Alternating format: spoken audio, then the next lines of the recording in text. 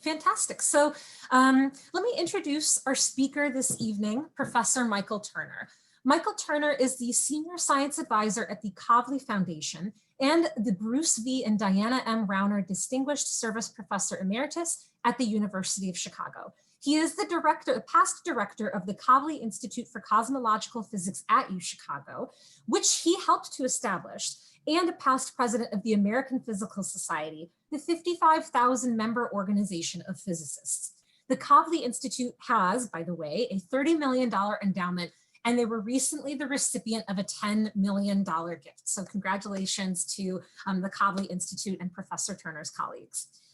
Professor Turner helped to pioneer the interdisciplinary field of particle astrophysics and cosmology, and with Edward Kolb, initiated the Fermilab Astrophysics program. He led the National Academy study Quarks to the Cosmos that laid out the strategic vision for the field. His scholarly contributions include predicting cosmic acceleration and coining the term dark energy, showing how quantum fluctuations evolved into the seed perturbations for galaxies during cosmic inflation, and several key ideas that led to the cold dark matter theory of structure formation. I'm going to give you a sampling of Professor Turner's awards and prizes, but it is quite a distinguished list, so I'll just list a few. But his honors include the Warner Prize of the American Astronomical Society, the Lilienfeld Prize of the American Physical Society, the Klopstead Award of the American Association of Physics Teachers, the Heinemann Prize with Edward Kolb of the AAS and American Institute of Physics, the 2011 Darwin Lecture of the Royal Astronomical Society, the 2013 Ryerson Lecture at UChicago, and the 2018 Oppenheimer Lecture at UC Berkeley. Please, everyone, join me in welcoming Professor Michael Turner.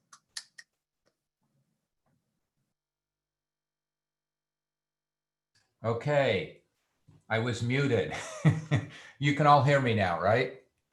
Good. Thank you very much, Allison. I wish this were more personal, but I do see a lot of faces up there, and I look forward to interacting. Matter, energy, space, and time will be the 10th time that I've taught in the Graham School. The first 9 courses were about cosmology and our current understanding of the universe, the current paradigm, which we call lambda CDM, which I'll get to at the end of tonight.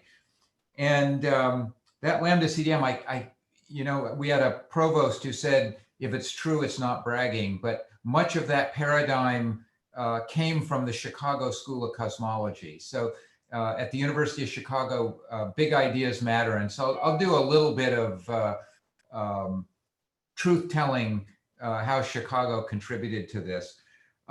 Each time I taught the course, I added a little bit more at the beginning about what science is and what it isn't.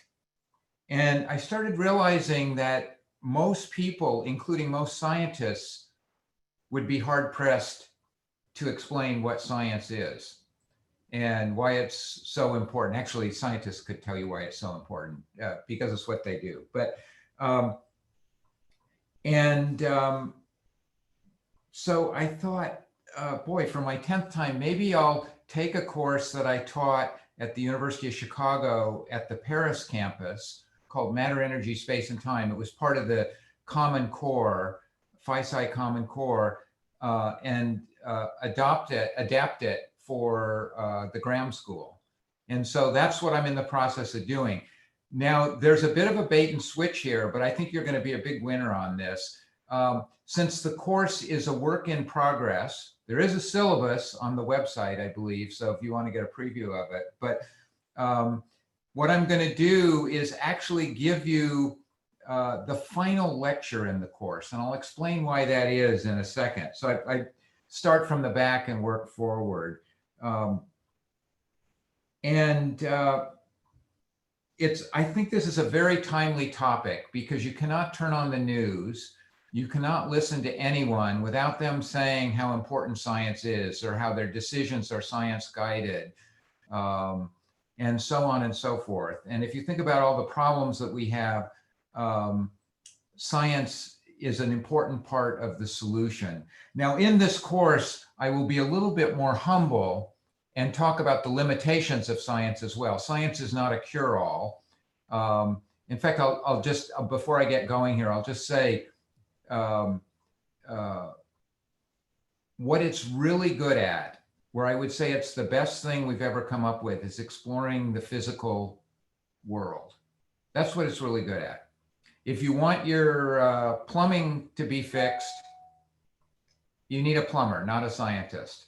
If you're having problems with your children, you probably need you know, I don't know what you need. You need a parent, you need a psychologist, you need a teacher, not a scientist.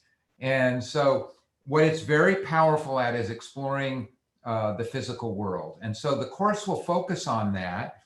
And it will focus on that by talking about what science is, how it came to be, follow the journey of the invention of science, which begins about 2,000 years ago, and learn the basic rules that govern the universe.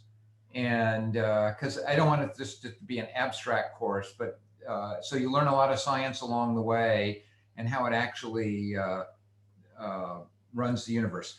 So my last lecture in the course, the only thing that I really know I'm doing for sure in the course is to tell you what we know about the universe, because that's my expertise.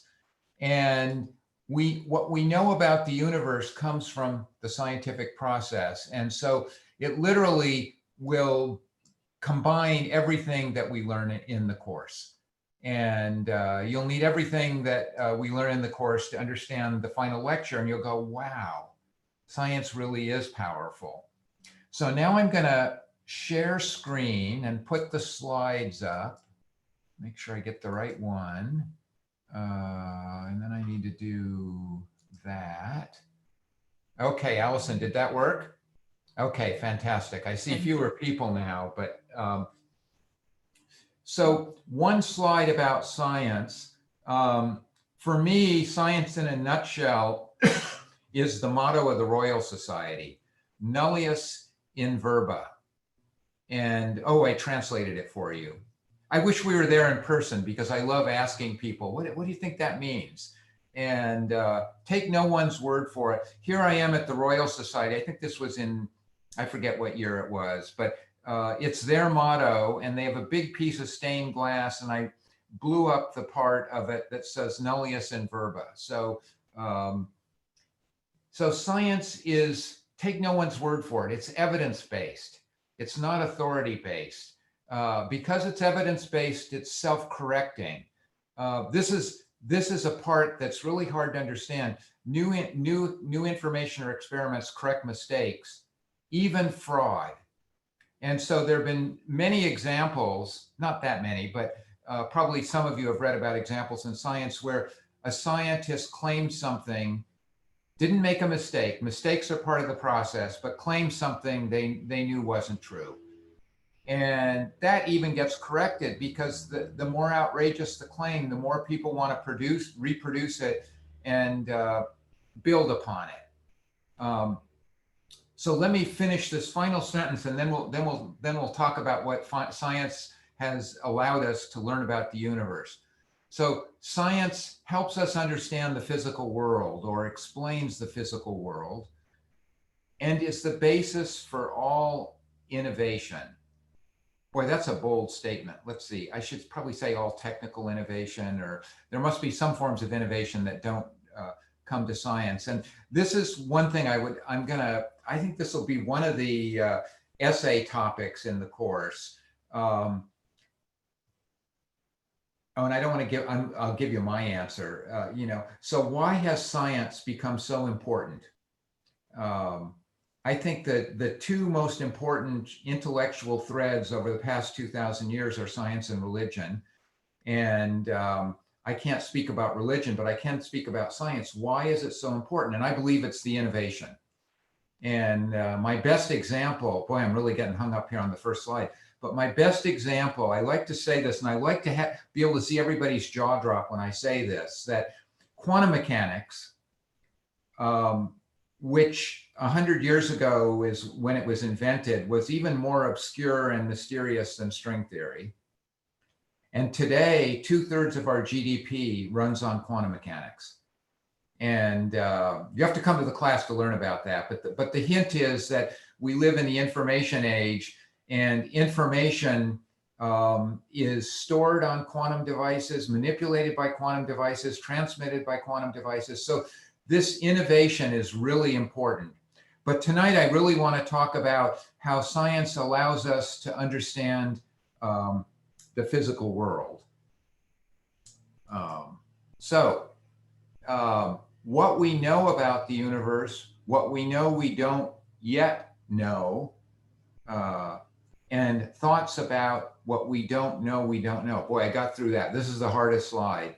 And and this is really important. I'm going to tell you about my 3-bucket theory of science here. So the universe is really big. And it's often beyond the reach of our eyes or instruments and our minds. And this has been a very exciting period of history, the last 50 years, or even the last century, it says here, is our understanding of the universe improved dramatically, driven by both instruments and ideas. And so this is fun. 400 years ago, actually it's a little more than 400 years ago, Galileo turned the telescope. I'm not quite sure he's invented the telescope, but he's the first one, he more or less invented it. And he turned it to the sky and discovered all kinds of things. It helped establish the Copernican system and made all kinds of discoveries. And I show this slide for 2 reasons. One, if you can read this if you can read at the bottom here, measure what is measurable and make measurable what is not. This is a quote from Galileo. It's my favorite ruler. And he is known as the father of science because he said not only should we make observations just using our senses, but we should enhance our senses with instruments. And the history of science since then, the instruments are absolutely stunning. Tonight we'll just talk about telescopes. But this is my favorite quote, and it really is, Galileo had so many important contributions to science, but this is a really important one. It's so observe, do experiments, and things you can't observe or measure, create instruments that can do it. And okay, so in astronomy, it's telescopes, and they've improved a lot since Galileo's time. And I show, so these telescopes, the mirrors are made of glass, and when they're really big, we call it big glass. And here, oh boy, I'm just getting nostalgic here because the sun is setting here in California. And this is from the top of Cerro Parnell in the Atacama Desert. These are 4 8-meter telescopes that were built by the Europeans. And I think this is the Subaru telescope. These are the Magellan telescopes in Chile. And these are the 2 biggest telescopes, the 2 Keck telescopes on top of Mauna Kea in Hawaii. So much bigger with better instrumentation than the telescopes that Galileo used. But wait, there's more. So we also have telescopes in space. Let's see, somewhere down here, there's the Hubble. Oh, where did Hubble go to school? University of Chicago. There's the Chandra X-ray Observatory. Let's see, Chandra, that's Chandrasekhar. Where was he a professor? Allison, do you remember? University of Chicago. And then there's the Fermi Gamma Ray Telescope. Well, where was he a professor? University of Chicago. Actually, yeah. And then there's the Spitzer Telescope in the infrared. And you know, you can't have them all named after Chicago people. So Spitzer was at the Boys Finishing School in New Jersey. Allison, what's that called? I think this is called Princeton. Oh, Princeton. That's right. Some people call it Princeton. Uh, okay, there we go. And then big ideas. And I'm going to talk about some big ideas tonight. This is Einstein's blackboard, and here's Einstein. So that's general relativity. My two heroes when I was an undergraduate at Caltech were Richard Feynman and Murray Gell-Mann. And this is Feynman's last blackboard.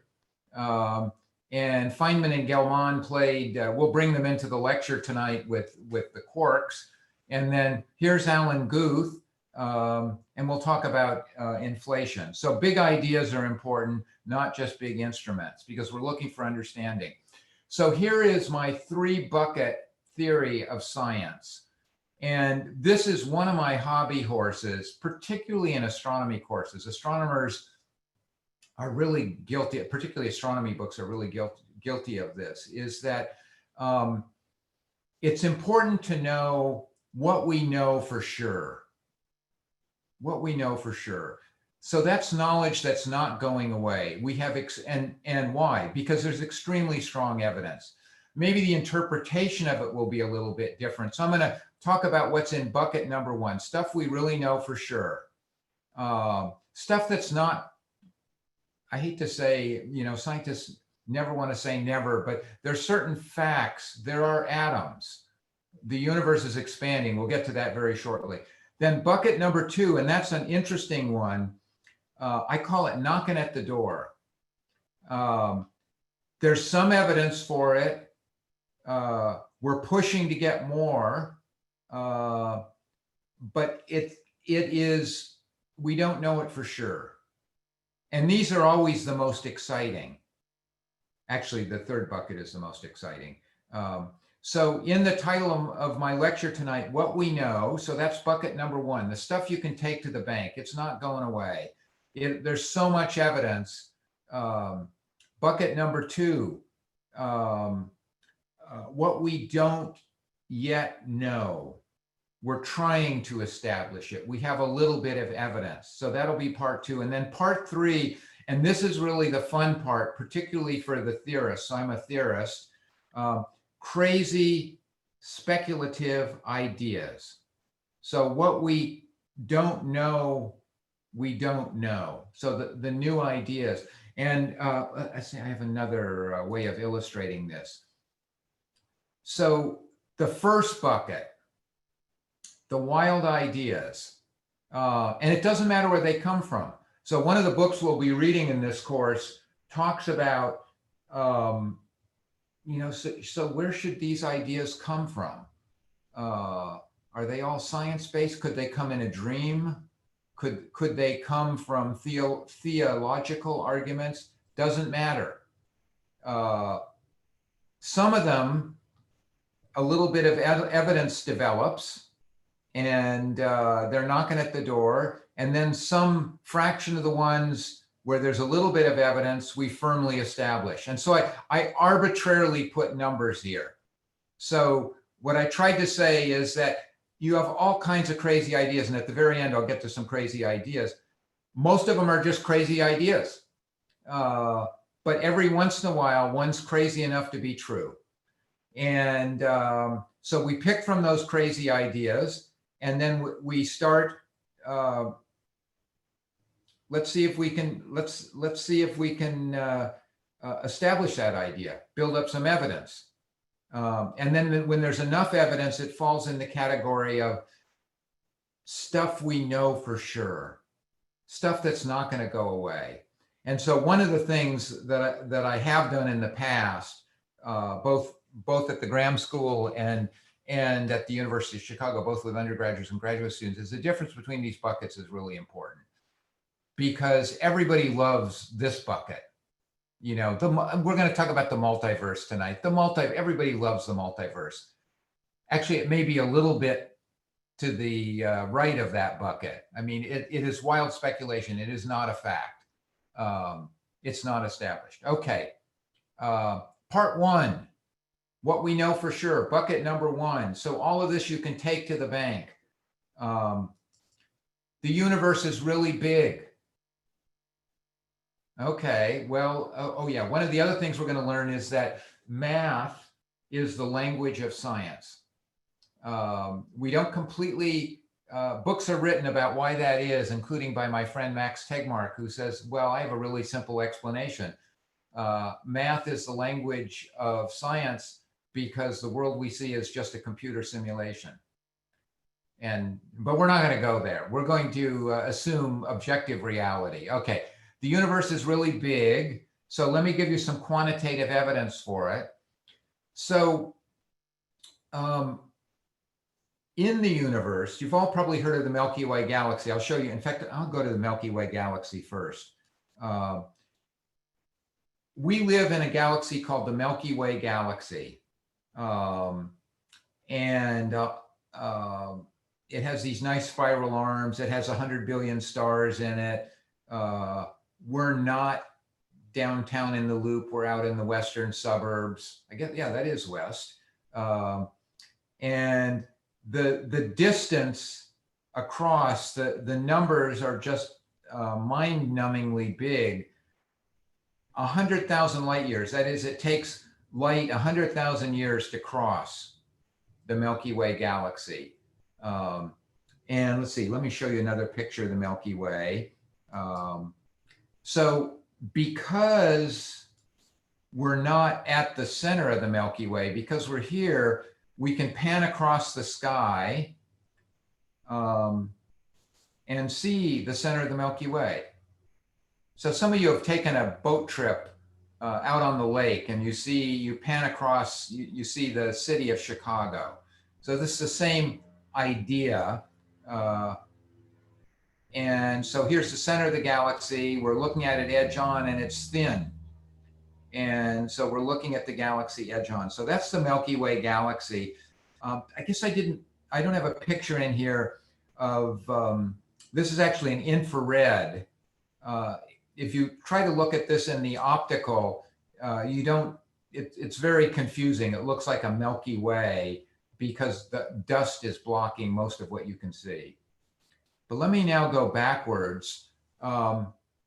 So the universe, the basic building block today is a galaxy, and there are about 200 billion of them in the part of the universe we can see. And this is one of my favorite images. This is called the Hubble Deep Field, or the Hubble Point and Shoot. So the Hubble stared into an empty part of space for 2 weeks to see how far you could see on a clear day. And this is as far as you can see, and I'll tell you why in a second.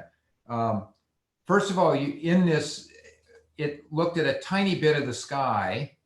The way you know it's so tiny is here's one star. Oh, there's another star. There's only 2 stars. The rest are these blobs, nebulae, they used to be called, but each one of these smudges is a galaxy, each with hundreds of billions of stars. And if I set you to counting how many there are in this image, it's about 10,000. And this is only 1/10,000,000th of the sky. And if you do the math, you find out that there's about 200 billion galaxies in the part of the universe we can see. We actually don't know how big the universe is, but we know, oh, I'll come back to this in a second, but I'm going to say it right now. Well, how do we know you can't see any farther?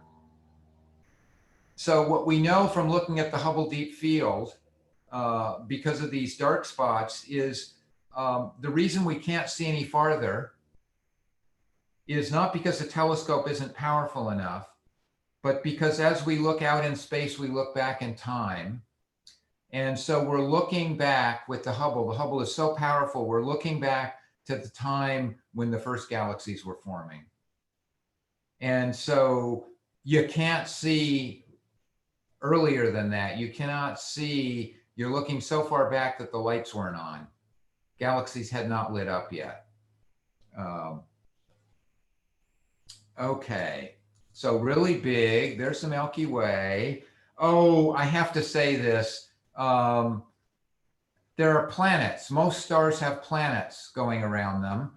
I mean, we haven't looked at all 100 billion stars, but we know most of them have planets. The ones we've looked at have planets, on average, a couple of planets per star. And so these planets that don't orbit our sun are called exoplanets, and there are thousands of them. And that's really interesting.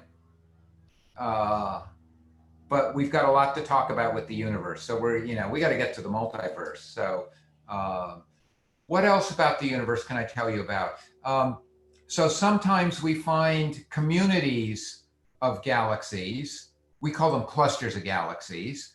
And there's one that's 50 million light years away called the Virgo Cluster. So the Virgo Cluster has several hundred galaxies. So you can see a lot of them are very easy to see. Some of them are harder to see. And actually, we got voted into the Virgo Cluster. So we are becoming a member of the Virgo Cluster. And so you say, what the heck does that mean? Well, what that means is actually, and we can't turn down the offer, the gravity of the galaxies in the Virgo Cluster is pulling us towards the Virgo Cluster. And in a few billion years, we will be a member of the Virgo Cluster. Right now, we're not. We haven't paid our initiation fees and so on and so forth. In the observable universe, there are about 1 million clusters. This one I'm going to come back to and talk about again. This one's about 300 million light years away. It's a very famous cluster. It's called the Coma Cluster. And there's several thousand galaxies in it. This is a color photo. There's the one star. But each one of these blobs is a galaxy like our own galaxy. And this cluster of galaxies has several thousand galaxies in it. And then, oh boy, we're going to spend a little bit of time on this one. This is to give you a sense of the large scale structure of the universe. And I'll spend a little bit of time orienting you. So here we are, right at that point there where the two wedges intersect. That's us. And this is going out in space in one direction. That's going out in space in another direction, the opposite direction. And this is going across the sky. And some of you who know about astronomy know that one of the angles on the sky is labeled by hours. If you know it, great. If you don't know it, it's okay. And so this is a wedge of the sky. And what's not shown is the dimension that goes in and out of the screen. So the other dimension on the sky. And this is a little pie slice of the sky. And the thickness of it is about 6 degrees in the other direction. Each dot here is a galaxy. And I forget, there's a couple 100,000 galaxies in this. And so you're seeing what we call the large scale structure of the universe. So you're seeing features that are bigger than clusters of galaxies. So the first thing that you can see here are these empty regions called voids. These are called voids. And then you can see, in fact, if I showed you the third dimension, this is part of a wall. So they're voids and walls. The walls, let's see, did I call them walls or sheets? And then where two walls intersect is a filament. And we think we understand the large scale structure. That large scale structure, if you look nearby us and look a little further away, it's not identical, but you see the same kind of features. You see voids and you see these walls or sheets. And then you're saying, oh, what's going on here? The universe is thinning out. And this is just a technical detail. These objects that are very far away, so billions of light years away, you can only see the brightest galaxies. And so there are fewer bright galaxies than ordinary galaxies. So the thinning out is just that you're only seeing the brightest objects. So focus just on this or on that. And that's the large scale structure of the universe.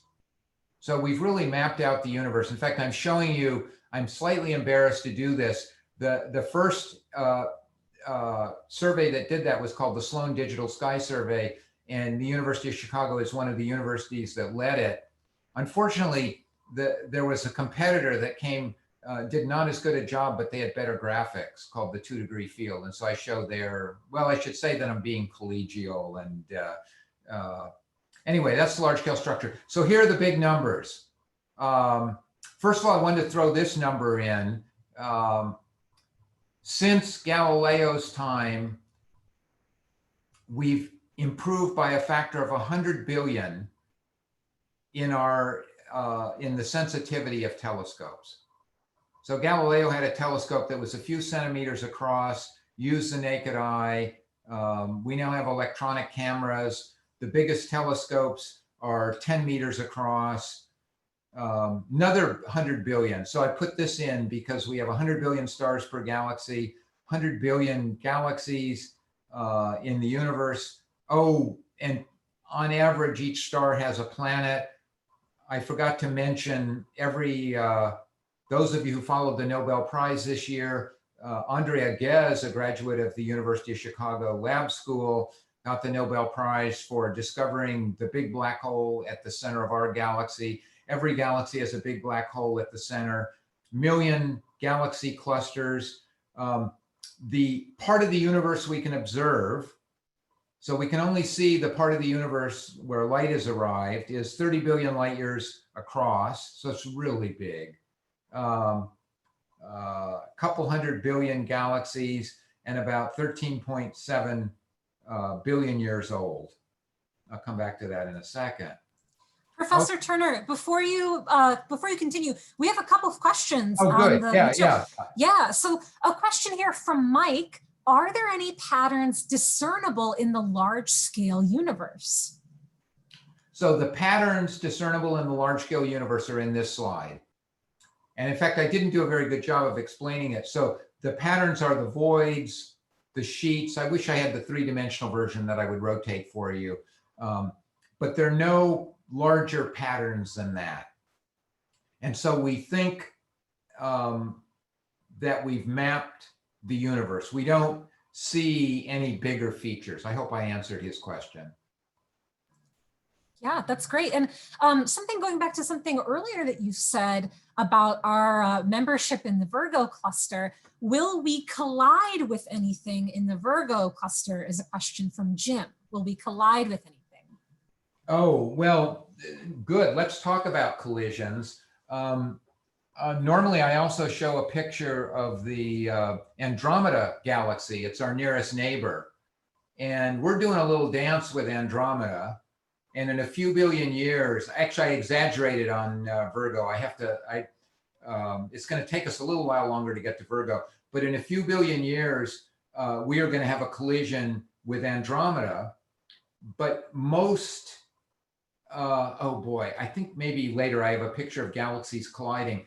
Galaxies, the distance between stars and galaxies is light years. So galaxies are mainly empty space.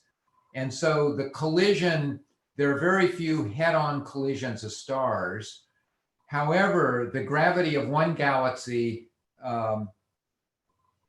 tears apart would be too strong a word, but distorts, and I'll show you a picture of that later. But so when we join, well, there'll be some fireworks when we collide with Andromeda, and probably the Virgo cluster will be less interesting by the time, because I'll show you the galaxy collisions a bit later. Any more questions, or should we go on? Yeah, well, let's do one more question. Yeah, if the universe is 30 billion light years across, but only 13.7 billion years old, how are we able to measure it? Wouldn't 13.7 billion light years be the limit of what we can see? This question is from James. Oh, Jake, that's a fantastic question. Oh, and there's a Princeton story that goes with it. And I put that number up because I know the University of Chicago has really smart audiences. And so it turns out that the furthest away we can see is about 46 million light years. Sorry, 46 billion, which is older than the age of the universe. And that's because all the time, we're going to get to this in about 1 second, all the time light is coming to us, the universe is expanding. And so there's no limit on how fast the universe can expand. And so it turns out that we can see further than 13 billion light years. But you have to come and take the course to get the long version of that. But I had to explain this slowly to the Princeton scientists when the Sloan Digital Sky Survey first found an object farther away than 13.7 billion light years. Should I keep going now? Yeah, please do. Yeah, and feel free to interrupt me. That gives a nice, oh, let me go back to the quark soup beginning. So this is big fact number 2, quark soup beginning, and I better speed up a little bit here. So Edwin Hubble, about 100 years ago, did 2 amazing things. He's the one, and I won't dwell on this, he's the one who showed that the fuzzy patches of light in the sky called nebulae were actually other galaxies. Until 1924, we thought there was just one galaxy in the universe. And he cracked that problem. Big discovery. And as you probably know, he also discovered what's called the expansion of the universe. He discovered that other galaxies are moving away from us. And I've showed the pattern here. So these little blue blobs are galaxies, and the arrows indicate the direction and speed of the galaxy. So other galaxies are moving away from us. And if you imagine, forget about the galaxies for a second, you've got galaxy, if you just look at the speeds, it looks, if you just look at the red arrows, it looks like there was an explosion here. And if you extrapolate the positions of these galaxies back, knowing their speeds today and their distance today, you find that about 13.7 billion years ago, all the galaxies were in the same place. So this pattern of motion that Hubble discovered was the signature of the Big Bang. And I know someone's going to say, were we at the center of the explosion? And this is the part where, ideas and understanding are really important. So it wasn't an explosion of stuff into space. It was an explosion of space. So we're going to learn about general relativity. Space is flexible. So the galaxies are carried along. And this is also why we can see things that are further than 13.7 billion light years away, because the universe is expanding. Light moves through space at the speed of light, but space is getting bigger, and there's no limit on how fast space can expand. And so the Big Bang was everywhere. And I am, okay. I'm now going to talk about the discovery of the microwave echo of the Big Bang, 1964. Penzias and Wilson at Bell Labs were using this antenna, and they discovered some mysterious microwaves that were coming from all directions. And they couldn't explain them away. And so they wrote a paper saying that the universe is filled with microwaves characteristic of an object at 3 degrees above absolute zero. So let me unpack that a little bit. Every object, by virtue of its temperature, gives off radiation. And that radiation is called black body radiation. And it's characteristic of the temperature of the object. So for example, the sun, the reason the sun is yellow is it's at 5,000 degrees. Or put another way, by seeing that the sun is yellow, we can infer its temperature. And human beings give off infrared radiation because we're not at 5,000 degrees, we're in the absolute Kelvin scale, we're at about 310. And so this is not, the temperature of Chicago a few weeks from now. This is 3 degrees above absolute zero. Okay, so they measured the temperature of the universe. The universe is filled with microwaves, the kind that would be given off by an object at 3 degrees above absolute zero. And they got the Nobel Prize for this in 1978. And why is that a big deal? Well, that's a big deal because as the universe expands, remember Hubble told us the universe expands, it cools. And so if it's 3 degrees today, in 13 billion years, it'll only be 1.5 degrees. And you might say, well, 3 degrees, that's pretty boring. But let's go backwards. So if it's expanded for 13.7 billion years and still has a temperature of 3 degrees today, in the beginning, and I'm going to use a technical term here, it was hotter than hell.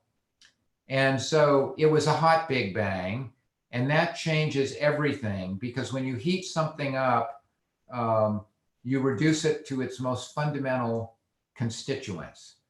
And we now know, I learned this from Feynman and Gelman, that's quarks. And all the other particles like quarks and electrons and muons and so on and so forth. And that's something else that we've learned is, what is matter made out of? That's made out of bits that are smaller than atoms called quarks. And so, boy, the whole history of the universe in one lecture, that's really hard. So I'm going to be easy on myself here.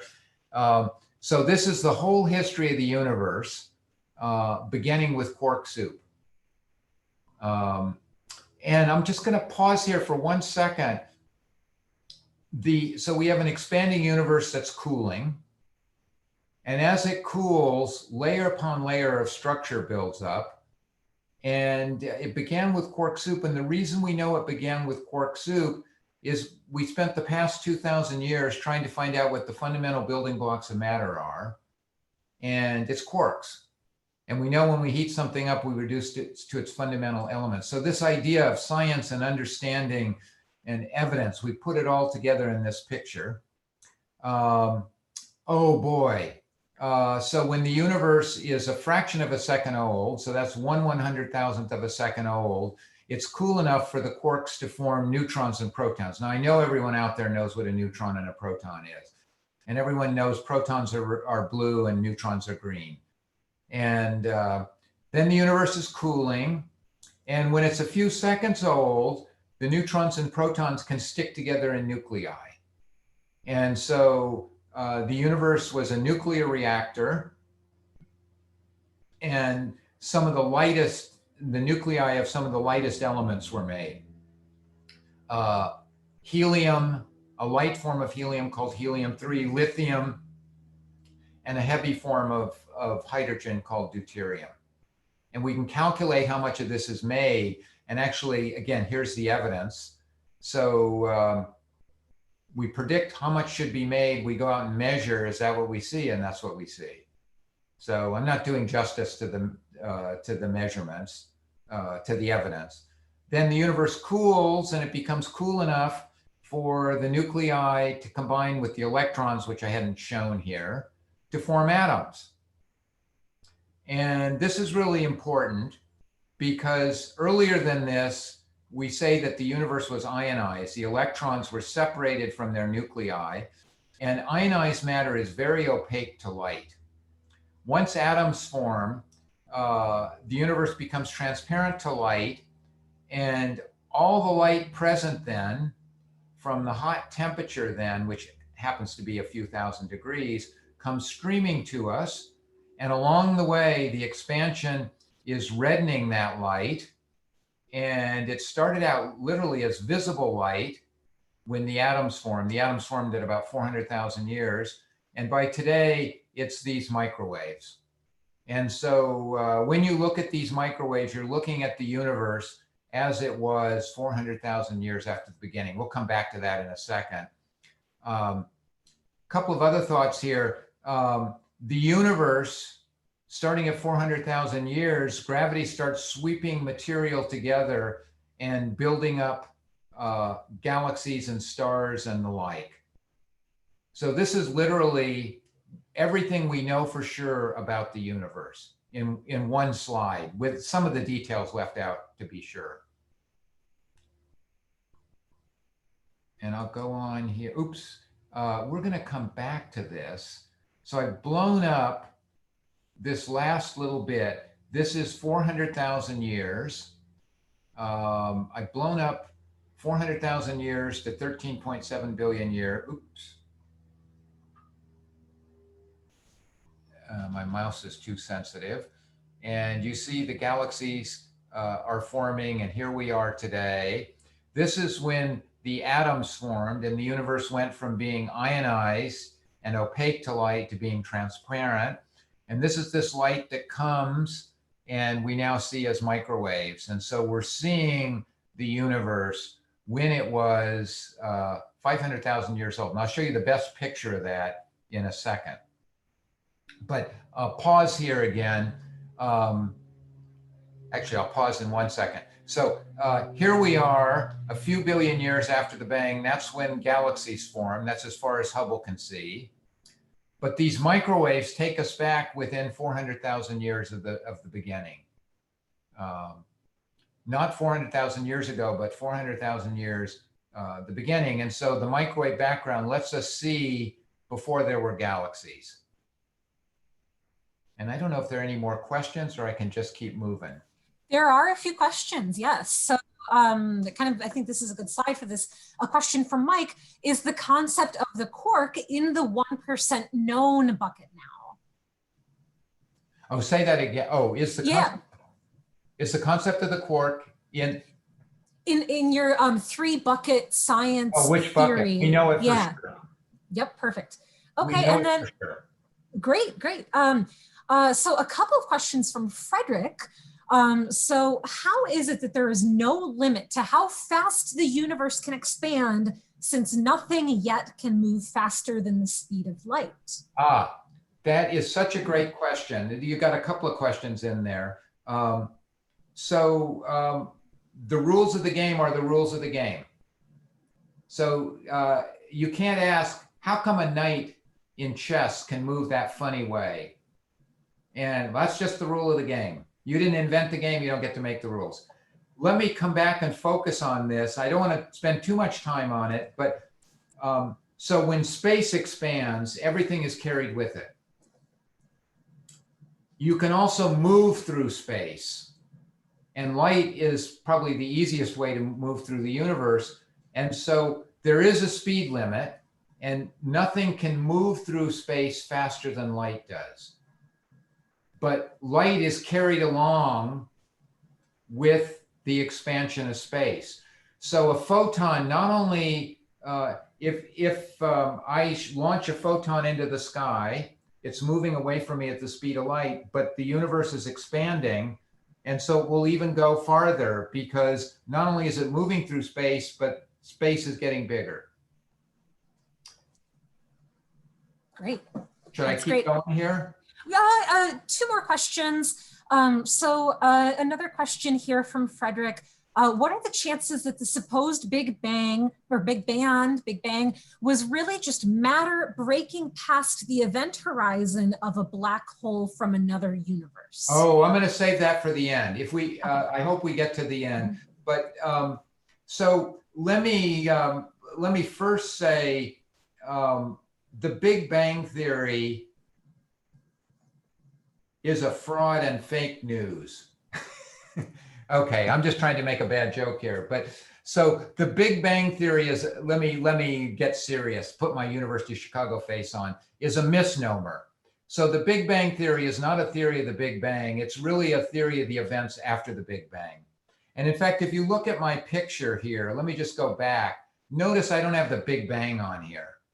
So what we know really well is what happened 10 to the minus 5 seconds going forward.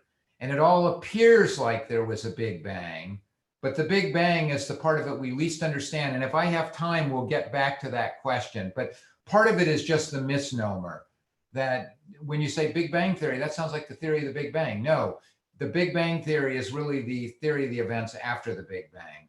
So sometimes shorthand, So let me go on to the next thing we know, unless you have a really pressing question. And maybe this is a quick question. Can you explain what Hubble actually sees? This is a question from Mary. Oh, so boy, it sees a lot. It sees visible light. Actually, the Hubble Deep Field, which I showed you earlier, I won't bother to go back to it because you can Google it. That's really what the Hubble sees. So if you point, that was the Hubble just pointing at a random point in space for 2 weeks. And so what it sees are galaxies. Space is filled with galaxies. Now, if you point the Hubble at Venus or Jupiter, you're going to see them. But if you point it at a random point in space, I didn't make a good point of that. Is if you point in a random point in space, what you see are galaxies, other galaxies. If your telescope is sensitive enough. And actually, if the Hubble, if you said, okay, I'm going to really turn down the sensitivity of the Hubble, then in that Hubble Deep Field, you would have seen 2 stars. You see many more galaxies than you see stars in our galaxy. I hope that answers Mary's question. Is that right? Yep, that's right. Let me talk about dark matter. And it looks like I lost a slide here. Okay.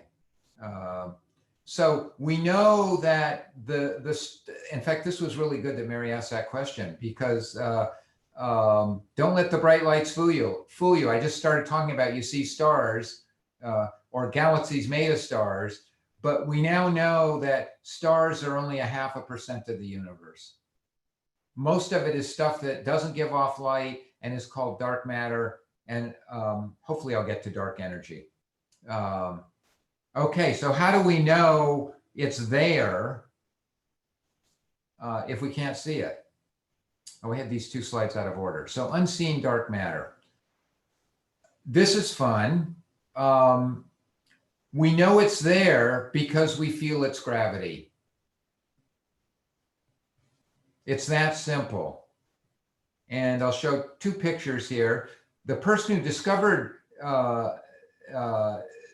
dark matter was actually Fritz Wicke in 1933, was studying the Coma Cluster. We visited Coma Cluster earlier, and the galaxies in Coma are moving really fast. And I've shown that with the arrows here. So forget about the expansion. It's a blow up just on the Coma. Within the Coma, these galaxies are moving really fast. So you might say, why doesn't Coma just disperse? Well, it's gravity. All the gravity of all the galaxies holds it together. Oops. When he added up all the gravity of all the stars in all the galaxies of Coma, it misses by a factor of 70. So he said, oh, there must be dark matter.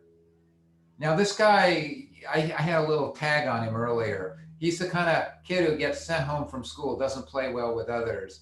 And I could tell you wonderful stories about Zwicky, and people didn't pay much attention to him. Oh, there he is. Doesn't play well with others. Let's see. Go to the next slide. There we go. The person who really changed the paradigm and brought dark matter closer to home was Vera Rubin. And she showed that in our own Milky Way, actually, this is the Andromeda galaxy, our neighbor, that there wasn't enough gravity in the stars to hold the galaxy together.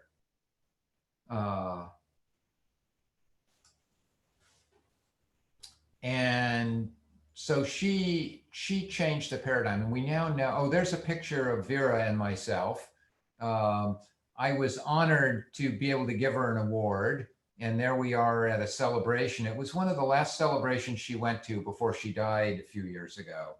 I think it was in 2013. Well, that was 7 years ago. So dark matter holds together the universe. The evidence is without it, our galaxy would fly apart, clusters would fly apart. So that's in bucket 1. We know for sure there's dark matter. We just don't know what it is. Let's see what else I have here. Oh, this is really good too. This is something you all learned on your mother's knee. So your mother said, you know, the universe is expanding. So let me just draw you a chart here. Here's size versus time. So it's getting bigger like that. And the lines here are droopy. And the reason they are droopy is that gravity is slowing down the universe, slowing down the expansion. And if there's enough stuff in the universe will reach a maximum size and then it will fall back on itself. And if there isn't enough stuff, it will eventually stop slowing down and will just expand forever. And then there's the Goldilocks universe that slows and slows and slows and slows and stops expanding an infinite time after the Big Bang. Okay, that's a good story. You all heard that. But you got to test that story. And it turns out that the universe, the expansion of the universe is not droopy lines. It's not slowing down. It's actually speeding up. And that was discovered in 1998. And that was a really interesting story. And this comes back to understanding and dark energy. It turns out the possibility that gravity, you're gonna have to concentrate on this one. So turn off Netflix. Gravity can be repulsive, which seems, and I don't mean studying gravity. I mean, gravity, when you think of gravity as defining features, it's attractive, but it can be repulsive. Okay, so I'm not going to completely blow your mind. Only really, really strange stuff has repulsive gravity. Ordinary matter does not have repulsive gravity. And so that's dark energy. So we know that the universe is speeding up. Our simplest explanation is that it's the repulsive gravity of dark energy. And I'll come back to that. We don't know what dark energy is. We don't know what dark matter is, but we know that something other than stars is needed to produce the gravity that holds together galaxies. We know that something needs to fill the universe to cause the expansion to speed up.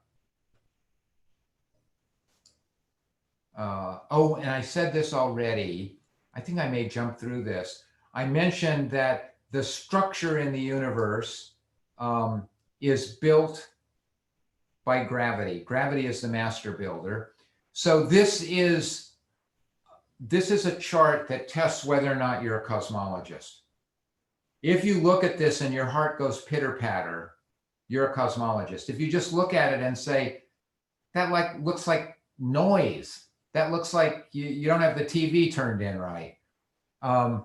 So in fact, I mentioned the cosmic microwave background allows us to look at the universe at 400,000 years. This is the best map we have of it, where red means it's hotter and blue means it's cooler or higher intensity. And that maps out the distribution of matter in the universe before there were galaxies. And in fact, this is a false color diagram. And it looks like, oh my God, the universe was really lumpy. So where it was hotter, there was more matter. Where it was cooler, there was less matter. But the variations are only a part in 100,000. So this is a map of the distribution of matter. So this is the whole sky flattened onto a sheet of paper. And this is how matter was distributed at 380,000 years. And the level of lumpiness was 0.001%. Very, very smooth. But where there was more matter, where it's red, gravity was stronger, and gravity pulled things in. And you all know the story, the rich get richer and the poor get poorer. Where there was less matter, the matter, there's less gravity, and so it loses its matter to the other spots. And so we can simulate that on a computer, starting with this. Oops. I apologize for my mouse here. Simulate it on a computer and see if you get what we see today. And we do. But so gravity, structure built by gravity. I'm going to skip this, although, I had promised. Oh, I was surprised if that worked. Let me show you the colliding. Oh, I deleted them. I can't show you the colliding galaxies. I was going to show you colliding galaxies. I apologize. I deleted them already. Okay, so in 100 years, what was the universe like? What was the universe that we knew of 100 years ago? 8 planets. The sun was mysterious. We thought it was only 10 million years old because we didn't know what powered it. Without a power source at the center of the sun, it would have cooled in 10 million years. 1 galaxy, a few million visible stars with the telescopes of the time. Didn't know about the expansion. The biggest telescope, this is good news for the University of Chicago, was the 40-inch refracting telescope at Yerkes Observatory. Today, oh, we still have 8 planets because Pluto got invited in and got kicked out. But we now know that the solar system is 4.6 billion years old, and that the sun, the reason that it's much older than you would think is it has a power source at the center, so it doesn't cool down. Oh, but there's lots of other planetary systems. Evolving universe that began 13.7 billion years ago, 100 billion galaxies. We talked about the size. We'll come back to the multiverse, really big. So a lot has happened, really big telescopes. Okay, let's talk about knocking at the door. And I think I'll talk about one thing knocking at the, how are we doing on questions and time? We've got plenty of questions and we've got about 20 minutes left. So okay. Maybe we'll tackle 3 or 4 of the questions that have come in. So one question from Trish: are there theories for the lumpiness of the early universe? Why is it not consistent?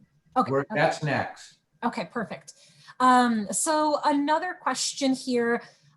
This is from a little bit earlier. You were talking about Hubble. Question from Lester: does Hubble see the entire spectrum of electromagnetic radiation? Oh, that's an easy one.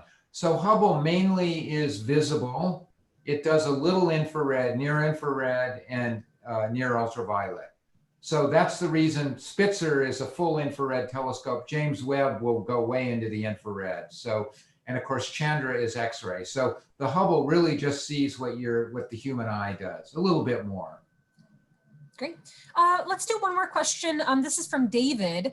If space expands, what's it made of? Oh, boy. We don't know. Actually, I can't resist this. So people asked Newton what space was. And he said, shut up, kid. You know, it's just there. It's nothing. It's just where things happen. I'm being flippant, of course. Einstein made big progress, and Einstein didn't explain what space is, but he said, you know what, little kid? Space is dynamic. It's flexible. It bends, it stretches, it curves. And I won't get to this today, and maybe not even in the course, but string theory is trying to answer this question: what are space and time? And just to throw, what was the questioner's name again? I think that was David. David asked this question. So just to throw David back on his heels, people in string theory are really getting one more level of this question, closer to what David wants, and is that space and time may not be fundamental. They are an emergent phenomenon. I have no idea what that means. And I'll come back to that, but I'm gonna go on here. So the dark matter, our current knocking at the door. So we're in, let's see, there we go, knocking at the door. So these are things we don't know for sure, but they look pretty good. We think the dark matter is a new kind of particle. And in fact, this is part of the Chicago School of Cosmology. This idea came from Chicago. Why? The total amount of dark matter is 30% of the universe. We know how much is in atoms. It's 5%. 30 is bigger than 5. So the atoms cannot be, they miss by a factor of 6. So the idea is The hypothesis is that dark matter are particles left over from the Big Bang. And this idea traces to the University of Chicago in the 1980s. And it's the dominant idea. It is not fact yet. So here are particles. The axion is a very light particle. I don't have time to talk about each particle. The neutralino, this is a new particle not known to exist, nor is the axion known to exist. And the neutralino is a new particle predicted by string theory. And then the neutrinos. When I first made this diagram, neutrinos, which are known to exist, but we didn't know what their masses were, had their masses been bigger than they are known to be, they could have been the dark matter. And so this idea that most of the dark matter is, or that the dark matter is a new form of matter, that's the particle dark matter idea. It's an idea that started in Chicago. It is not a fact. We're trying to prove it. We've built detectors. We try to produce these new particles at accelerators. Our galaxy has a lot of them, so we try to detect those. Long and the short of it, we've come up empty so far. That doesn't mean it's not true. It means we're not there yet. And I'm going to skip those. Oh, the dark energy, my favorite. Our best idea is that the dark energy, so we know the universe is speeding up. We don't know what dark energy is. The current best idea is that it is the quantum energy of nothingness. And the theorists say, yeah, we predicted it. We predict that nothingness, which consists of virtual particles living on borrowed time and borrowed energy, that's what's here, are there. And when we add up how many of them there are, we get about the right answer, give or take a factor of 10 to the 55. So our number is too big. And so quantum nothingness would be perfect, except when we calculate how much nothing weighs, we get an answer that's too big by 10 to the 55. And that's where we are. We're confused, which is good. Oh, and we really want to know what the dark energy is, because this shows not a droopy line with dark energy. That's what's happening. But until we know what the dark energy is, we don't know the fate of the universe. So I'm going to, oh, I said this. I used to get accused by my colleagues of wandering the halls saying dark energy may be the most profound problem in all of science. This stuff with repulsive gravity, that's 70% of the universe. Cosmic inflation. Oh boy. Do I have about 5 minutes, 10 minutes? Just about 10 minutes and a few extra minutes for questions. So about 15 minutes left. Okay, good. So a really important idea for which we have some evidence is called cosmic inflation. And it is a short burst of rapid expansion that happened when the universe was extremely young. And it explains why we have such a smooth universe, and it explains the lumpiness. And I'll just jump to the lumpiness. And this is the most exciting work I ever did. And I did it in 1982. Other people did it at the same time. It was, you'll have to take the class to learn about it. So the lumpiness that we see in the universe, we believe, or inflation predicts, that it started out as the quantum lumpiness that has to be there on subatomic scales. On the subatomic scales, things are jumping around and things are not smooth.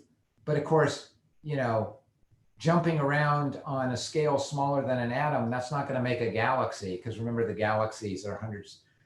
But inflation, which is this enormous bit of expansion, stretches these quantum fluctuations into lumpiness, more matter and less matter, on astrophysical scales.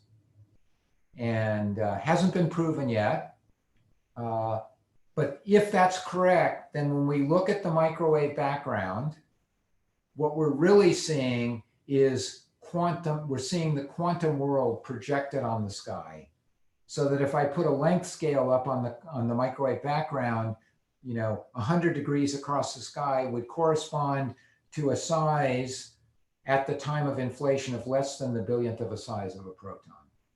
So that answers, I forget who asked the question, our best idea about where that lumpiness comes from is quantum fluctuations on subatomic scales blown up by inflation. And here's the microwave background again, and here's the evidence. So if you turn this into numbers on a graph, you get these little error bars, and the curve is what inflation predicts, and it's a pretty good agreement. And I'm going way too fast because I'll skip that. I'll skip the current paradigm, I'll skip that. And I want to get to the wild speculation and the multiverse. We all want to know about the multiverse. And the multiverse tries to answer this question that came up earlier about the Big Bang. Big Bang theory is not a theory of the Big Bang. And in fact, according to Einstein, this is how he would draw everything I told you. Here's the Big Bang. And according to Einstein, there is no before the Big Bang because the Big Bang was the singular creation of matter, energy, space, and time. And you might say, well, Einstein was pretty smart. Why don't we just kind of believe him? Well, number one, we need evidence. And number two, at this very early time is when his theory is most suspect. And it doesn't incorporate quantum mechanics. So we don't think he got the last word on gravity. So we'll explore some other ideas.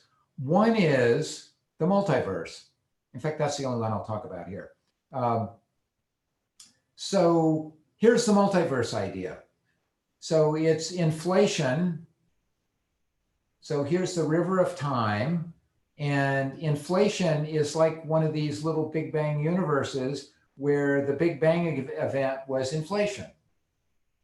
And if inflation happens once, we think it happens an infinite number of times.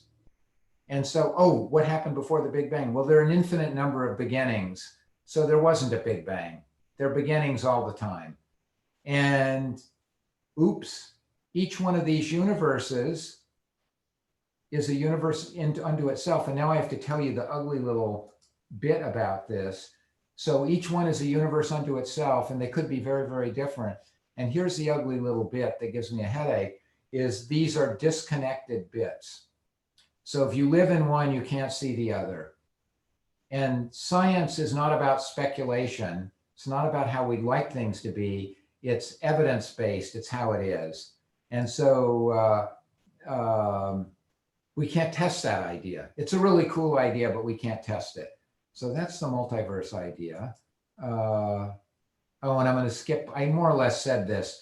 It could be that Einstein got the right answer for the wrong reason. He was a really smart guy. And this could be the emergence of space and time according to string theory. So I will just skip to I'm going to skip that one. Go to the last slide. So this is an example of the power of science to understand the physical world. There are many more. There are probably even better ones. And the power of this understanding empowers us to transform the world, to invent things. And I'll stop there, and we have just a couple of minutes for questions. Thank you very much for your attention. I look forward to seeing some of you asking me questions now. Perfect. Well, yeah, thank you so much. I'll just quickly note, I have made it so that everybody, you can unmute yourselves. What I think would be helpful for Professor Turner is if you could turn on your camera, that way he can actually see you asking any questions. We had a lot of questions come in, and I don't think we're gonna have time for all of them. Yeah, turn your cameras on and kind of raise your hand. Professor Turner, can you see people? I see a lot of people. Perfect. But probably not everyone would be my guess. Well, yeah, I actually don't see any hands up, but I do see people. Oh, there oh, okay. How about Ali Aloretta.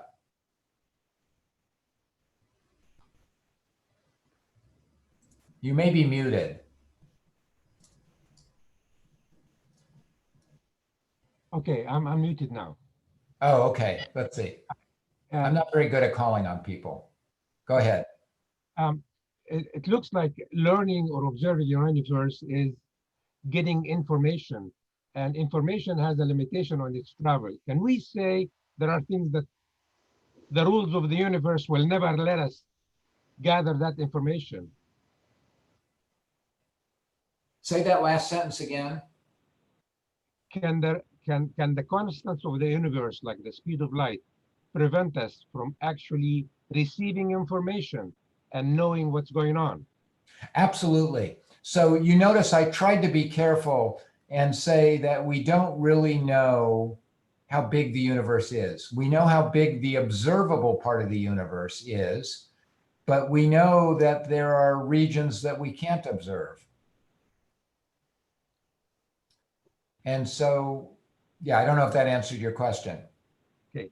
Another question of the same vein is, we're trying to find out what things are, what's the nature. We can only tell how it affects us or the instrument we measure with.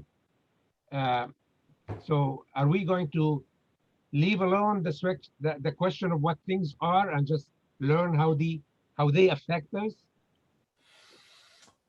So dark matter is a really good example of what you're saying, is that the dark matter only affects us via gravity. And had we not been worried about what held a galaxy together or a cluster of galaxies together, we never would have noticed it. And in fact, the stuff that we mostly notice that's easiest for us to find is stuff that experiences the electric and magnetic force, is stuff that is made of charged particles. And it took a very long time to discover the neutrino. And so there could be all kinds of particles like the neutrino that affect us, or that physicists would use the word interact with us, very feebly. So no one ever lost money betting that there's more things in the universe than we've already found. So that's a little tip that you can take home and use. Anybody else have a question? My last question is, we coin a name for gravity, that things that pulls things together. If we find something that's repulsive, can we call it something else? Well, so we know that gravity can be repulsive. Dark energy has repulsive gravity. And when we find new forces, if you find a new force, you get to name it. And so if you find a new force, you can name it. Thank you.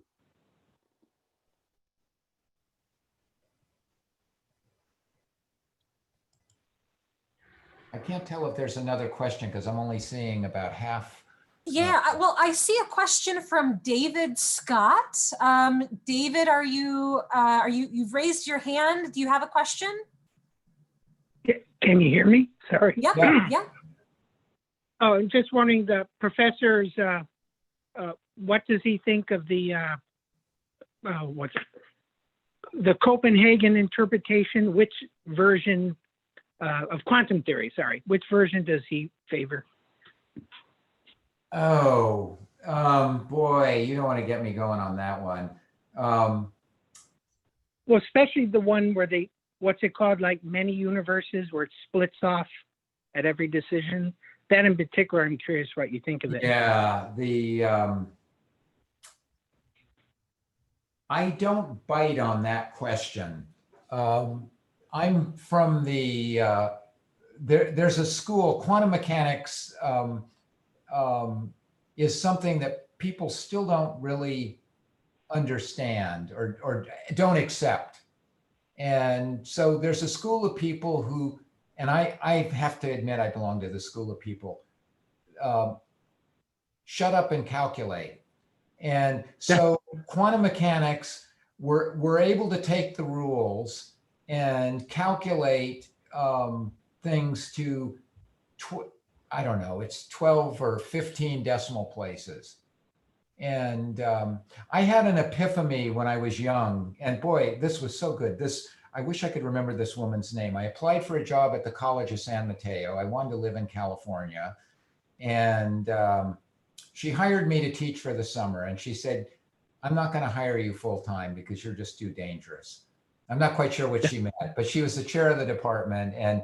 But she said, you know, I want to ask you, she was treating me to lunch. She said, I want to ask you, you're a smart physicist. Can you tell me why there is gravity? And it was very interesting. I'd never been asked that question before. And I gave what I believe is a really good answer. It's the answer that I would give today, which is, in science, we don't do why, we do how. And so the quantum mechanics question, and I forget who asked it, if it was David, or I didn't mean to be flippant, but we don't, in science, we discover the rules of physics. We don't get to ask why, where they came from. That's not within the realm of science. You know, it could have been, well, I'm going to be a little flippant again here. It could be that they came from God.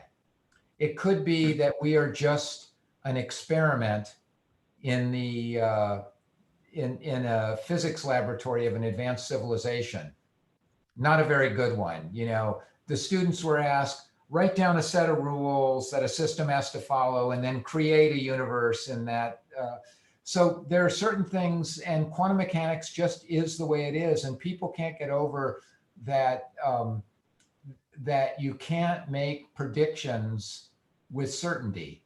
That all you can make predictions about are probabilities, and it's like, I didn't get the memo that said, you know, things had to be deterministic. I never got that memo. And so I'm being, I definitely fall into the school that all we in science can do is try to figure out the rules of the game and apply them. And when we start asking, you know, why does the castle, is that what that piece is called? The castle. Rook. The rook. Oh yeah, I'm revealing that I learned to play chess when I was very young. Why does the rook move the way it does? Or the knight, sorry. Yeah, or the knight, either one. The ones that, or why? How come sometimes a pawn move 2 instead of 1? And how can it capture sideways? You're not going to ever explain that. Jim, did you have a question? I'm just curious that a dimension that is everywhere and in and around us and everything we do, which is time, how does time have anything to do with any of the observations or the calculations or the way things work in all of what you've been talking about tonight? Well, so all the times I gave were really the time that your watch would read if you were there. I don't know if that's what you were asking. No, I meant how does time change? Does the flow of time change? Relativity, of course, talks about it. It does, but in any of the calculations about how like the multiverses work or how inflation works, does time have any impact on that? Yes and no. So time is what you measure on your watch. So I'm going to give you, I know that's not the answer that you wanted, but so all of these times are what's measured on a watch, but time from relativity we know is very personal. So if you're up, they've actually done this experiment. If you're up in the space station and you compare how much time elapsed for you compared to a person down on Earth, it's different. Now the multiverse gets very messy because you can't synchronize clocks between the different pieces of the multiverse, which is a problem with it. But our fundamental understanding of time is not so good. Our mechanical, just shut up and calculate, is really good. Is that, you know, time is what a watch measures. And I don't necessarily mean a watch, I mean a physical process or whatever. And so sometimes in science, we make a lot of progress by simplifying the question and turning it into a more pragmatic one and getting the philosophical edge out. Although I guess the really big thinkers put in the philosophical edge and then make the big advances. Oh, I see Terry has a question. Either that or an arm disease. Yes. Mr. Turner, thank you very much. I have to share, you were hysterical tonight. I loved it. I'm coming from a background of business, data analytics. So I apologize if I say something wrong or I'm just not there. I'm just very fascinated. Grew up on comic books, Star Wars, Marvel, Star Trek, the whatnot. What I wanted to ask is just like maybe a fun, lighthearted question. Out of the movies coming out that you may have captured, Star Wars, Avengers, multiverse, what are your thoughts on those movies? Because, you know, in a lot of history of movies, they've gotten close to it. What are your thoughts going forward where we can get to Interstellar and whatnot? And just share your thoughts. It could be lighthearted. It doesn't have to be serious. Oh, I'm good at lighthearted. Okay. So Interstellar was great. So first of all, I'm glad I'm not a filmmaker because you have to make it entertaining and you have to make it not obviously stupidly falsifiable. And so Kip Thorne, one of my teachers at Caltech, and he won the Nobel Prize a few years ago, actually did the treatment for Interstellar and helped, what's his name, Christopher Nolan make Interstellar, and has written a book about the physics of Interstellar. And Kip's goal was make it as interesting as possible, but not do anything that explicitly violates something we know. So don't, because in fact, that's what's so really, one of my favorite Feynman quotes has to do with creativity in science. Actually, it's like creativity in a lot of fields, is that you can't just do anything. So there's a lot that's already known. And boy, this is just complete free thinking. You asked for free thinking. So Yeah, yes, I really understand, you know, when Picasso puts a mustache on the Mona Lisa, that's art. When I do it, that's just garbage. And I really do mean that what's fantastic about science is that it's constrained creativity. So you can't just do anything. Mm-hmm. And then when you do breakthroughs in science, when you're, let's take string theory. If you advance a new paradigm in science, you're probably going to have to break a cherished belief, something where there's not strong evidence, or look at it in a new way. But if you break all of the cherished beliefs, then it's a tantrum. If you cleverly break one, it's creative. And I'll give you one of my favorite quotes. I already gave it to you, but I'll say it again. Often in science, the really, really hard problems require an idea that looks crazy. Mm-hmm. And so one of the things that theorists often say to one another, that idea is just crazy enough to be correct. But remember the footnote. Most crazy ideas are just crazy. They're not, okay, so I think I riffed enough on that one for you. No, fantastic. Thank you, sir. Thank you very much. You're yeah, welcome. Professor Turner, I want to be mindful of your time. I see two other people with their hands raised for questions. Do you have time for those two more questions? Let's go for two more questions and then I'm going to eat dinner. Perfect. Well, why don't we start with Terry Brady? You've had your hand up, Terry. Okay, have I got audio here? Yes, yeah, we can hear you. We hear you, Terry. Okay, I have something I just like a comment on. I look at your Big Bang triangle, and on the left-hand side, I see 0 time, 0 mass, and infinite energy, all at a singularity. On the right-hand side, I see the reverse. I see infinite time, infinite mass, and 0 energy at what's probably a singularity of mass. And in between is energy converting to mass through time. I'm just looking for some thoughts on that. Well, so first of all, it's just a diagram to represent things. You're talking about the apex of the triangle. Yes, in other words, you got a triangle getting bigger as you go from energy to mass. Yeah. But if you turn it around, you can have one going into mass from energy. And I'm just seeing these two triangles coming to each other. Just change the perspective on them. One of them is getting bigger because it's going to mass. The other's getting smaller because it's going to mass. and I see infinite time at one side, infinite energy at the other, and one of them has an energy singularity and the other has a mass singularity. And the mass singularity has infinite energy and the energy singularity has infinite mass. That's on the latter one was on the right-hand side. Now, where we're going. And that would be a crunch and a big bang kind of going together and time in between. Just a thought. What are your thoughts on that? Well, I didn't, you're absolutely right that if there's enough mass in the universe, then there's a big crunch in the future.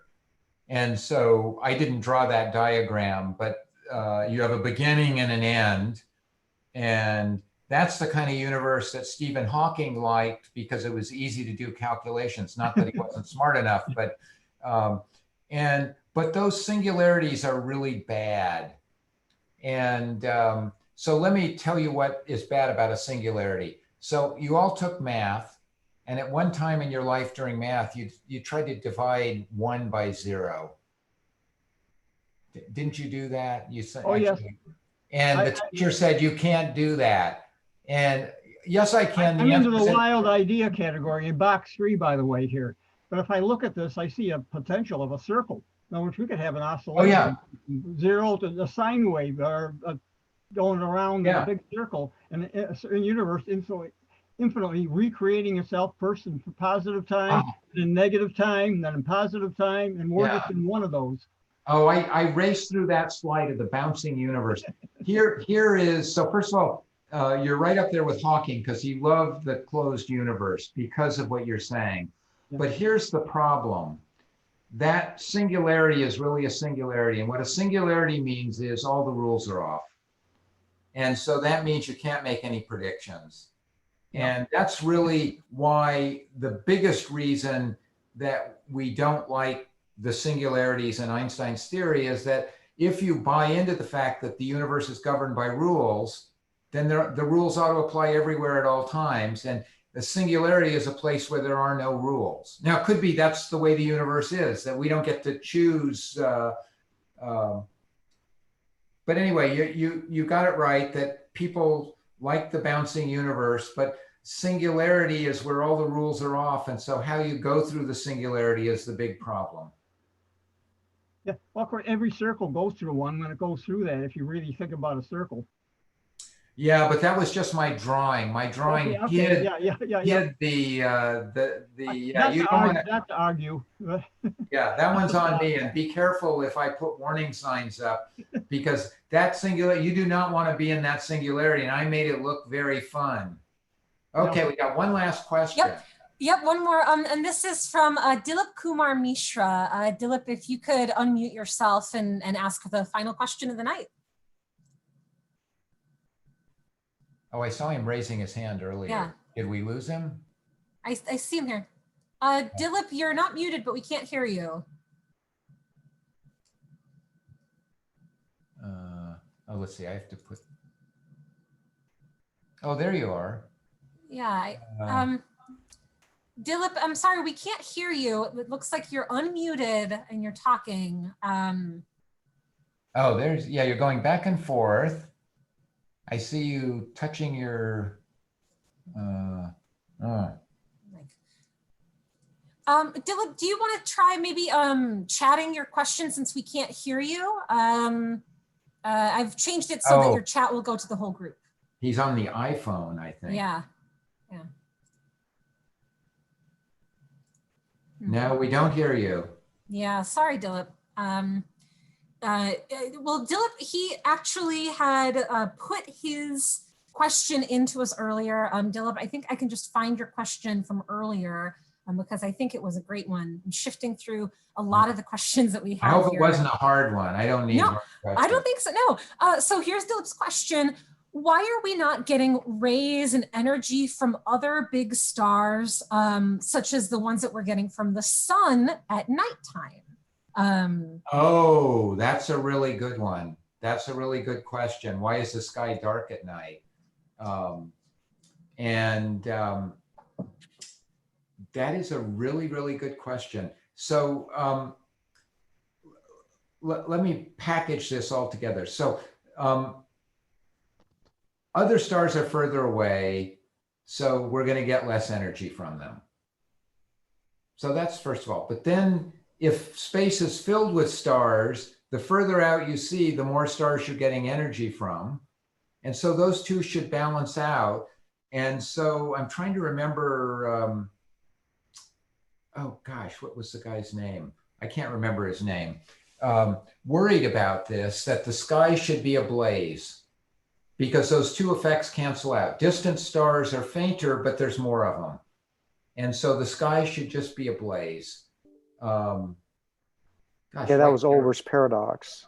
Olber's paradox. Thank you very much, Michael. Saving me, my alter ego here. Olber's paradox. And books are written on this. And there are different answers, but you saw it in the Hubble Deep Field. I think the most correct answer, different things contribute to it, but the most correct answer is that the universe had a birth. And so in order for all of those stars to fill the sky, you'd have to look way out there, more than 30 billion light years. And the reason we can't look further than 30 billion light years out there is because the universe is only 13.6 billion light years old. So at the end of the day, it's the finite age of the universe. And there are books written on this, and you may see the redshift invoked and this and that. But I think at the end of the day, the simplest, but it's Olber's paradox, and it really is a very interesting phenomenon, or a very interesting question to ask. It's not really a phenomenon. And I think the fundamental answer, the simplest answer is that the universe was only born 13.6 billion years ago. That for all of this to work, for the sky to be ablaze and as bright as the sun, the universe would have to be much, much older. That's a fantastic question, and books have been written on it. And in fact, Edward Harrison, who's one of my heroes in cosmology, wrote a book on it and ended up teaching you cosmology, and at the end of the day didn't really answer the question. But you know, what the heck, you learned cosmology. Was a fair trade. Thank you all for coming. I hope I see some of you in the class. And thanks for your great question. Yes. Thanks, Allison. Yes, thank you so much, Professor Turner. Everybody, we were recording tonight's event. I'm so sorry we couldn't get to every question, but please join me in applauding Professor Turner's amazing lecture tonight. Thank you. Thank you, Allison. Thank you, Dr. Turner. Yeah. Bye-bye. Well, bye. Everybody else, unfortunately, I have a tough act to follow, but if you are interested in learning more about the Master of Liberal Arts program, I'm going to be sticking around, the next 10 or 15 minutes. Whatever questions you have, you are welcome to put them in the chat box. I actually see a couple of questions that I'm going to get to first. But again, I am unfortunately not able to talk about physics or astronomy, just the Master of Liberal Arts program. So I'm going to start with this one question from Abby. Abby actually asked a couple questions. Abby asked, one, is there an option to audit the class and not earn credit? Yes. So we would love to have everybody in the full Master of Liberal Arts program, which is a master's degree. But if this is just the only class that you want to take and you don't want to take any other classes, there is another program. You still have to apply to it, but it's called Graduate Student at Large. In Graduate Student at Large, that would let you take just one class. If you wanted to pick and choose other classes, you can do that as well. As the name implies, you're a student at large. So basically you can look in the University of Chicago catalog and enroll in the classes that you meet the prerequisites for and that aren't already full, right? So the deadline for Graduate Student at Large is also December 1st. You would have to apply by that date in order to take this class, regardless whether you're applying to the master's degree or the at-large program. But you have both options, right? And if you wanted to, you could start with Graduate Student at Large, take this class, and then kind of decide whether you want to do the master's degree in full or not. So Abby, you did ask, oh. Well, I was actually wondering if there's a way to take it without I'm actually trying to find a way to take it for less money, right? So if I'm not looking to get, graduate credit, but I just want to audit it, is that something that there's a way to do? Yeah, so that's a great question. The Graduate Student at Large program, it has two different options. So Graduate Student at Large, you can receive academic credit, or you could audit it, as you've said, where you're not receiving academic credit, you're not receiving a grade. So if you're doing our audit option, which is called returning scholar, I'm just gonna put those two terms in the chat box so everybody has them. There is a lower tuition rate for the returning scholar program. So this is another question, which is what is tuition for the program, right? Master of Liberal Arts tuition is charged per course, and that's $3,535 per class. But if you are enrolled as a returning scholar, that is, you're just sitting in on class, you're not receiving a grade, you're still getting the syllabus, the readings, you're still in the live class sections. I'll have to double check tuition, but I believe that's $2,800 per class. I'm gonna, again, put those two terms in the chat box. If you are not interested in the master's program, but you are interested in taking classes, that's Graduate Student at Large and Returning Scholar. Yes, okay. So, yeah, I think somebody else did ask about the cost. Again, so we're charging by course, right? You pay as you go. It's not based on quarter. The University of Chicago is on the quarter system, so keep that in mind. Again, that is $3,535 per class. And the full master's degree program is 9 classes, right? So if you do the math, multiply that by 9, it comes out to a little under 32,000, but I like to tell people a good estimate is $33,000 for the full program, because you're going to be buying textbooks, and typically there are tuition adjustments every year. We actually froze tuition this year. I can't guarantee that that will be the case in future years. That's set by the bursar and the finance offices, but 33,000 is kind of a very conservative estimate in terms of how much you would expect to pay for the full degree. So again, you're just paying by class. So, you can kind of go, 1 class per term, you can take breaks. And then there is also the Graduate Student at Large or Returning Scholar options as well. So I do see one other question in the chat box, and I do have time for other questions as well. But we have somebody here who's just asking, how do you qualify to get into the program?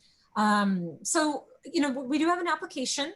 I will quickly just list all of the application requirements: transcripts, resume, candidate statement or personal statement, call it what you will. We do also ask for 2 letters of recommendation. We ask for a writing sample, and all of that is housed in our application system. And then once you submit all of those materials, there is what I like to call a formal but relaxed interview, right?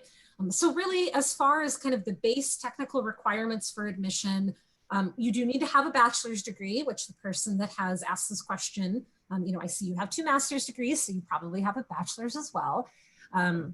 So you do need to have a bachelor's degree when you apply to the program. We don't do conditional admission. So if you are currently an undergraduate student, you will have to wait until after you graduate from the program to apply.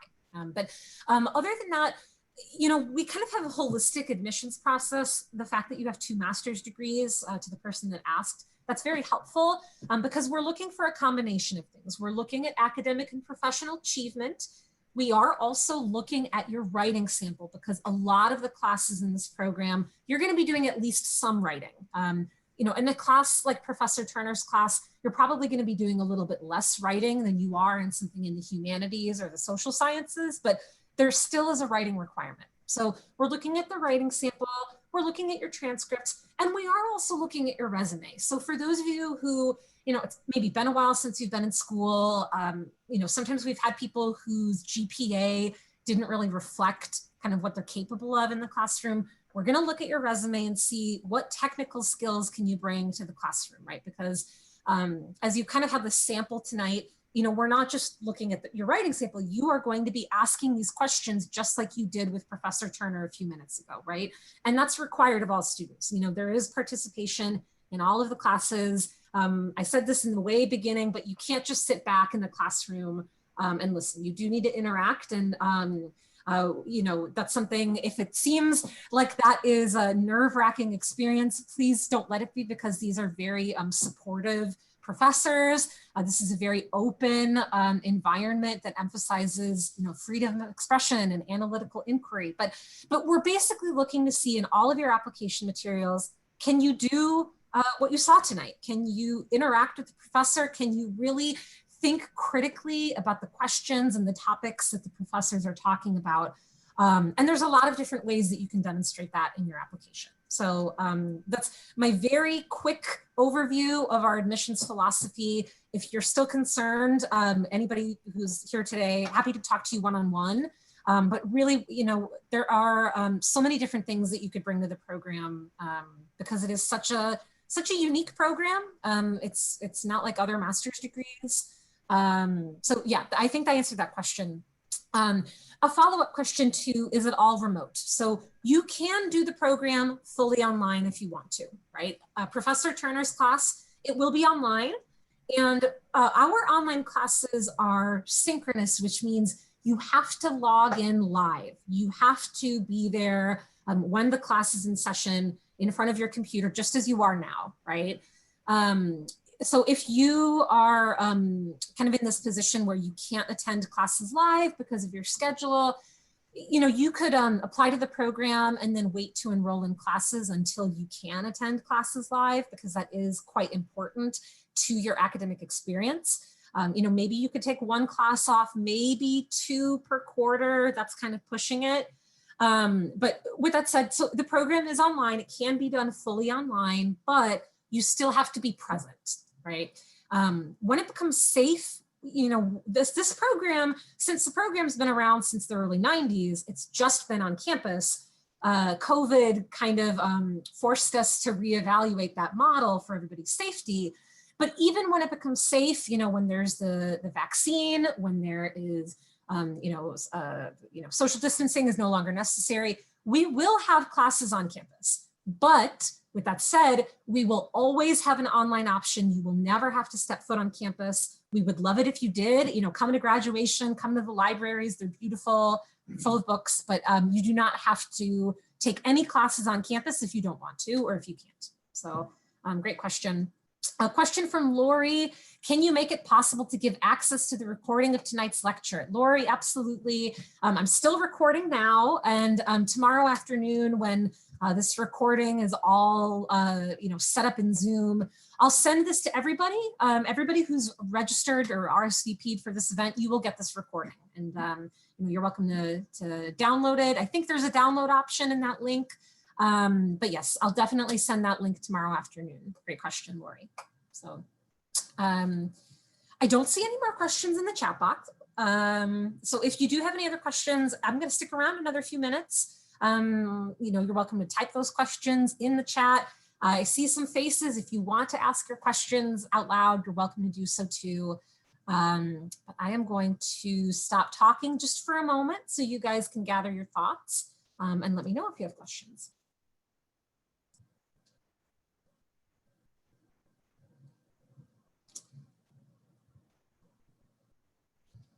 Okay, we have a question here from somebody. Did you send link to the courses? I'm happy to just send that out to you guys right now. You can kind of take a look. I will in tomorrow's email when I'm sending out the recording, I'll send this as well.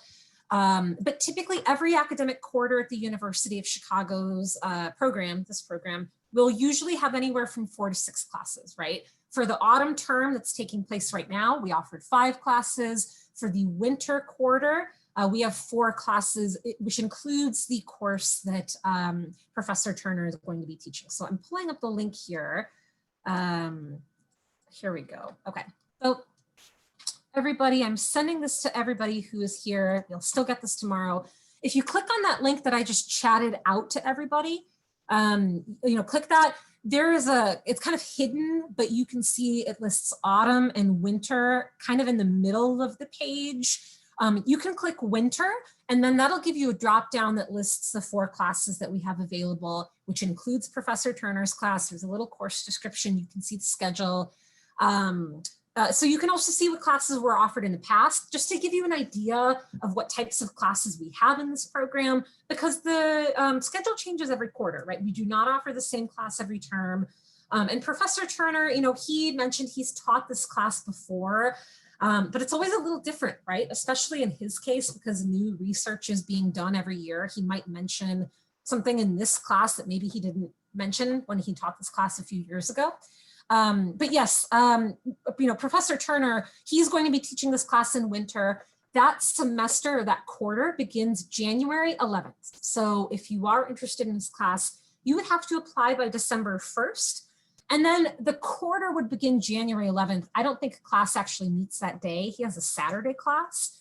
So your first day of class would actually be January 16th, right? But you got to get that application in either to the graduate student at large program or the Master of Liberal Arts. We would need that by December 1st. So, if this class, Professor Turner, I thought this was a fascinating lecture, but if this isn't really your speed, or if, you're nervous about kind of the science concepts, we see that sometimes. You don't have to take this class. We've got other classes. We have classes, like I mentioned in the beginning, in social sciences, humanities, biological sciences as well. We have a neurobiology class that we're teaching in the winter term.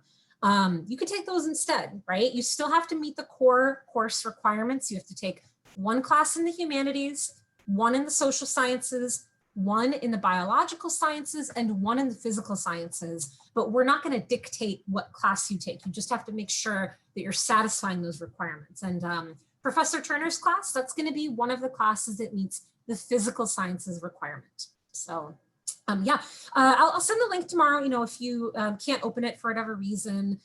Okay, here's another question. Could this lead to a doctoral program at Chicago in a specific field? So I'm going to approach that question two different ways. So first of all, the vast majority of graduate programs at the University of Chicago, I won't say the majority, but a lot of programs at the University of Chicago are PhD programs where you apply for a PhD and then you earn your master's degree while you are working towards your PhD program. The Master of Liberal Arts is not that, right? No matter how many classes you take, no matter how many years you are a student, you are not going to earn a PhD in this program alone. With that said, taking this program, getting a master's degree in any field, including liberal arts, that can make you a more competitive applicant if you are interested in a PhD. But I do want to give some advice that isn't necessarily fully answering the question, but the Master of Liberal Arts program, it is interdisciplinary by nature, right? But when you're applying for PhD programs, you're just applying for one main academic subject. And depending on the school, you are committing not only to one subject, but a certain research topic within that subject. So for example, Professor Turner is in physics, but more specifically, he's kind of in astronomy, right? For somebody in the humanities, if you're like an English major, you might be studying English literature in a certain time period. So this program can help you be admitted to a PhD program. You're still doing a thesis, which is very important for PhD applications, but because your curriculum is not focused in any one specific area by design, that might make you less competitive in the eyes of a PhD program, right? Let's say you were applying to a PhD in physics. It would be a better fit for you to apply to a master's degree in physics than this program, because this program, you're taking some classes in the natural sciences, but that's not the full curriculum. So, this is kind of a roundabout way of saying, yes, it could lead to a doctoral program, but there's probably better programs out there for you if you are interested in a PhD. Because again, PhDs are focused on specificity, and our program, the goal is interdisciplinary study, right? But I'm happy to chat with you further if you'd like. We've had a few people go on to do PhD programs. It's kind of the exception that proves the rule though, right? Because this is, I keep saying this, it's such a unique program.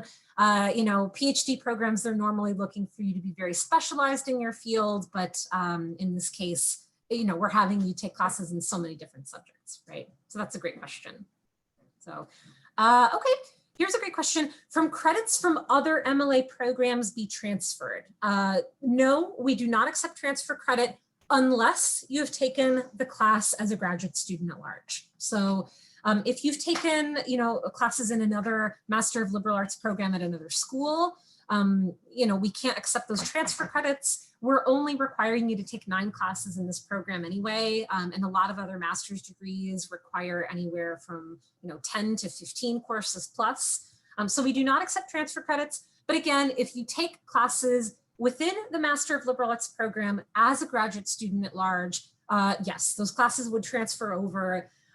You would have to make sure that you're receiving a certain grade, right? After taking 1 or 2 classes as a graduate student at large, we'd probably just encourage you to apply to the master's program, right? I think the question is more about transfer credits from other schools, in which case, no, we don't accept those. So these were all great questions. And I'm also really impressed by the questions that we had in the lecture earlier. I know we're past 8 o'clock. I do have a few extra minutes if any other questions come up.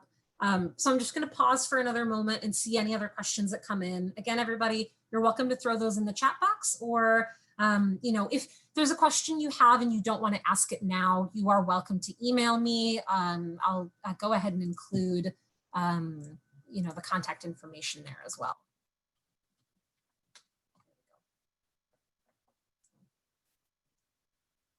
I'll just give it another minute or so.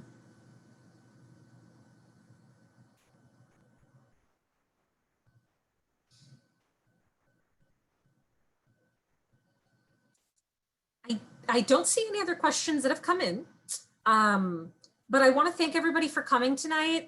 Thank you for sticking around, but more importantly, oh, here we go. This is a great question. How many graduate student at large courses are allowed? So I think this is a question about the transfer policy, right? If you are interested in transferring graduate student at large courses to the MLA program, it's typically just 1 to 2 classes that we will allow to transfer over. And that's why I really encourage you, if you are a graduate student at large and you're taking courses in this program, take those 1 or 2 classes and test it out, test the waters. But, those classes, we are accepting those transfer credits on a case-by-case basis. And I have yet to see a case where we do not accept those transfer credits through GSAL. I guess never say never. And that's why I'm kind of cautioning you. If you are interested in the program after taking graduate student at large courses, don't wait to apply, right? If your question about how many graduate student at large courses are allowed has nothing to do with the Master of Liberal Arts program, as a graduate student at large, you can take as many classes as you want. You could take every eligible class at the University of Chicago. You could take hundreds of courses. We're not going to put a limit on that. I think you would probably get burned out if you took all those courses, but yeah, you can take as many graduate student at large classes as your heart desires. But the question is, if you are thinking about transferring those classes to another degree program, you have to check with that program what their transfer policy is. So like I mentioned, Master of Liberal Arts, we'll accept, 1 or 2 graduate student at large courses and you can transfer those into the degree. I also do admissions for graduate student at large. If you are interested in classes within the School of Social Service Administration, they have a very liberal transfer policy. You can transfer 6 graduate student at large courses to the corresponding master's degrees in the School of Social Services Administration. So they all have different policies. Again, take as many classes as you want, but check with the school that you want to transfer the classes into if that is a question you have. So, great. Yeah, let's, if there is maybe just one more question, I've got time for another, and I'll let everybody get their thoughts out if they want to.